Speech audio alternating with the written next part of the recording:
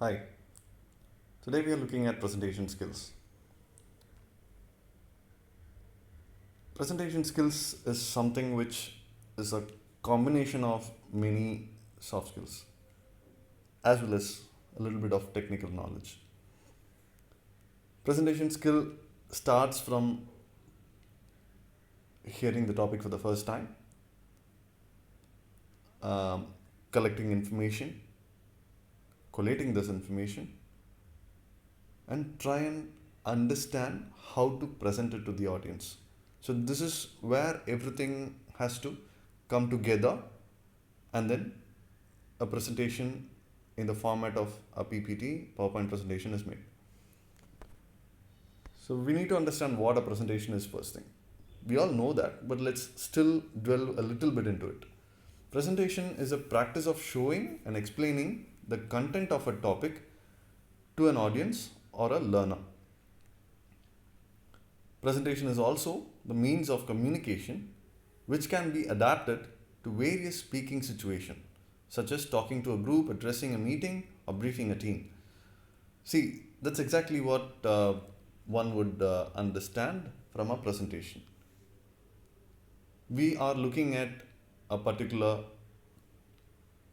topic, we are looking at a particular team, we are looking at a particular person, and from that person, through this presentation, information flows to the team. So that's the idea. The team could be as small as 5 or 6 members.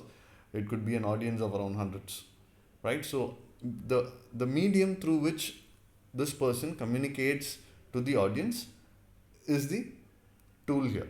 The tool is the PowerPoint presentation mostly, but it need not be that as well. But mostly it is that. So we'll move to the next one. Now we need to understand what is the purpose of a presentation. Why can't we just issue a bunch of papers with the information and still give the same information to the audience? Why can't we do that? We can give books to them. Why do we need a presentation? Presentation is a, a form of communication which helps us in terms of making it easier to understand the information. Reading a book is something which needs patience and a lot of time, but a presentation can bring the information from that particular book or about a particular topic, condense it, but at the same time, once you look at the presentation, you will understand. Okay, this speaker is talking about this, and this is what the speaker is trying to communicate. So it becomes easier for the audience to understand what exactly one is trying to communicate. So the purpose of the presentation is to give the information that is required. And how do you do that? By making it more interesting, entertaining, to be precise. You'll have to the presentation has to persuade somebody to change their opinion. Okay, that's persuasive skills here, negotiating skills here, that comes into picture.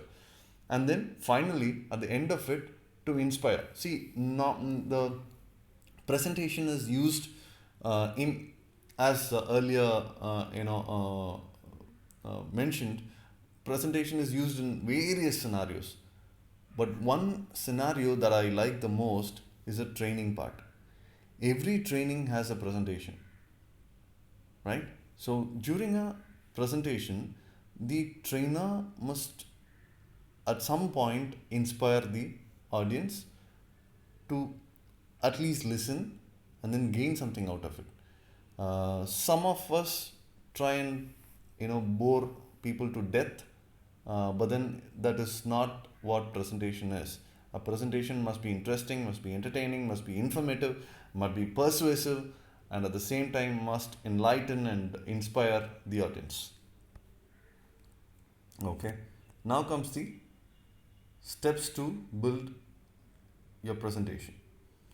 First thing is conceiving, right? This comes before anything else. Conceiving the idea, conceiving the objective, conceiving the topic, conceiving the knowledge.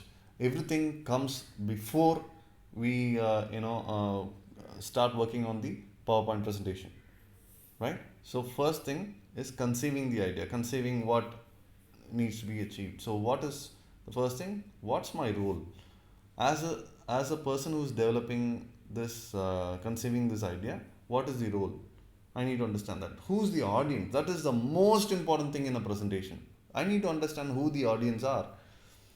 If my audience are from, are a bunch of school kids, then my presentation must attract them. I can't speak to the group of school kids as though I'm talking to people with 10-15 years of experience. The same topic can be addressed to both, but then in two different ways, not the same way. That is not going to help. At the same time, I can't go to a bunch of managers, senior managers in a particular industry and talk to them as if I'm talking to, youngsters, school kids maybe. I can't do that. I need to change my approach to suit the audience. So, hence, knowing your audience well before preparing the PPT is important. And we need to understand what's the big idea that we are talking about. We need to understand the topic to be precise. We need to know what the topic that we are dealing with. This is, you know uh, conceiving. This is well before starting the work on your presentation. Then comes visualizing, right? How do I structure my presentation? Where do I start? What do I say in the first part? What about the middle part? What do I talk about? How do I say that? Okay, and do I leave something for the end part? See, this is visualizing that every presenter must come up with. They should have a view, so that they don't miss out on a lot of points. So we need to understand, okay, this is the part where I'm revealing these points, this is the area that I'm talking about the other points here, and then finally I come up with these points. So unless I have such a flowchart, such a visualization, I will lose out on communicating some points, some major important points. So that we don't want. We'll have to be clear about our structure. Okay, and then comes, do I have to use a chart, a diagram, or a picture, or is there any other visual mode that I need to utilize to communicate a particular point? Writing, couple of pages is not attractive in a presentation, but saying that information using a chart, using a picture, helps in reaching to the audience in many ways. It's easier, and it's entertaining, it's informative, and it's long standing. Visual aids are long standing than just words. So we need to be clear about what are the visual aids that we are going to use in a presentation. And how do I maximize the visual aids that I have, visual impact that I have? How do I do that? So all these things needs to be coming under the visualizing part of it. And finally, the delivering part. What pre-presentation preparation should I make? Okay, there are 3 pre's here. Pre-presentation preparation. What kind of preparation should I delve into? That is something which you need to prepare yourself. So once you build the PPT, you'll have to start preparing for it. Make it interesting even in your speech. That's very important. Making the presentation interesting, but you become boring, monotonous, it won't help. And then, how should I deliver the talk? Handle the question and answers here. See, everybody will have this self doubt on about us at various point of time, particularly when you are talking to a group of people.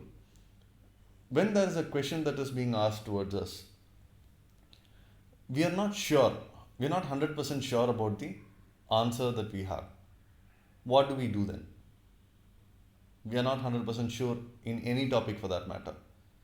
For that, the next slide I think this will help us understand. See, what is the question? First, we need to listen to the question properly, understand, and then what are the choices does this question bring along? I don't have to answer precisely here because I don't know if there will be more than one answer to this question. If there are more than one answer, then we have a choice to filter out the best answer and give them.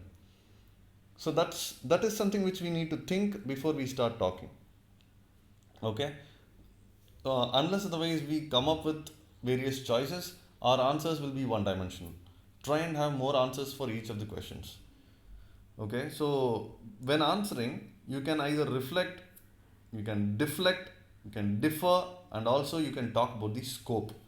If we are talking about these areas, if you are thinking about these areas, then it is easier for us to answer, right? And once you understand what is the approach that we are going to take in addressing a particular question, then we need to think about answering concisely. All these things must happen on the spot, right? So when the questions, we don't know what are the questions that might be thrown at us during a presentation, so we need to be prepared well ahead in terms of the content.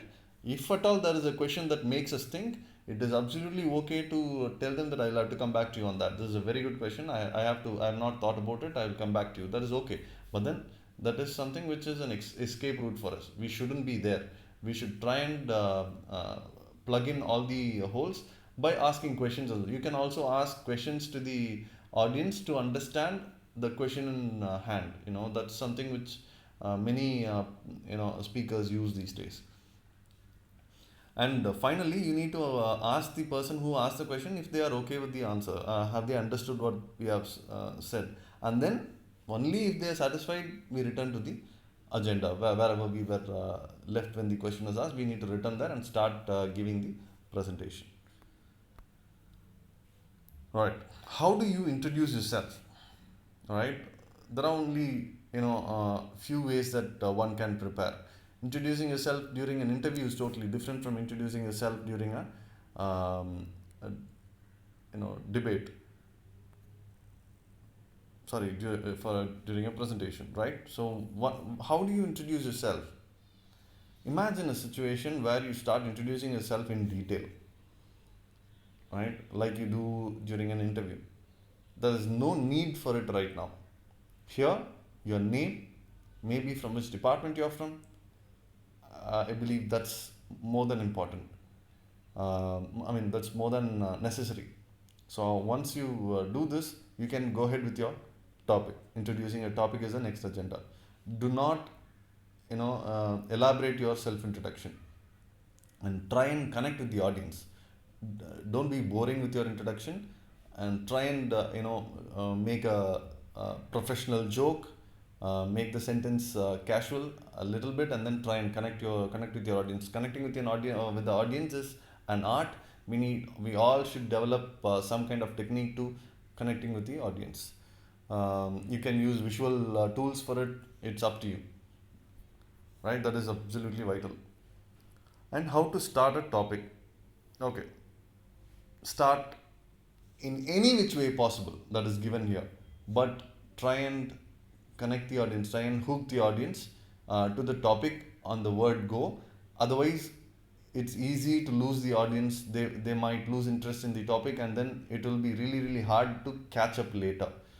Okay, so it is absolutely important to catch the audience's attention right away. So, starting is important.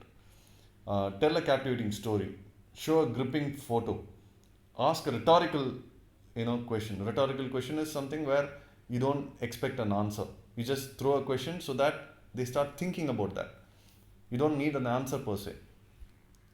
State a shocking statistic or a headline.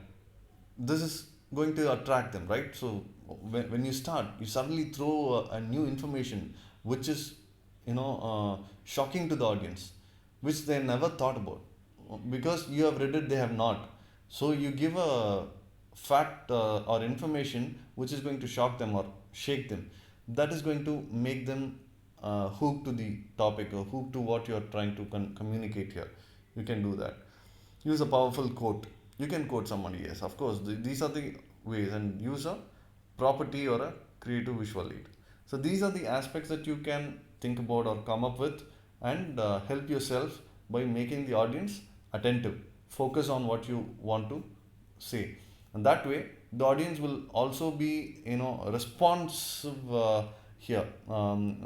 You don't want an idle audience. You need an interactive audience. For that, you need to make sure that they are participative. For that, you need to make it interesting and captivate the audience.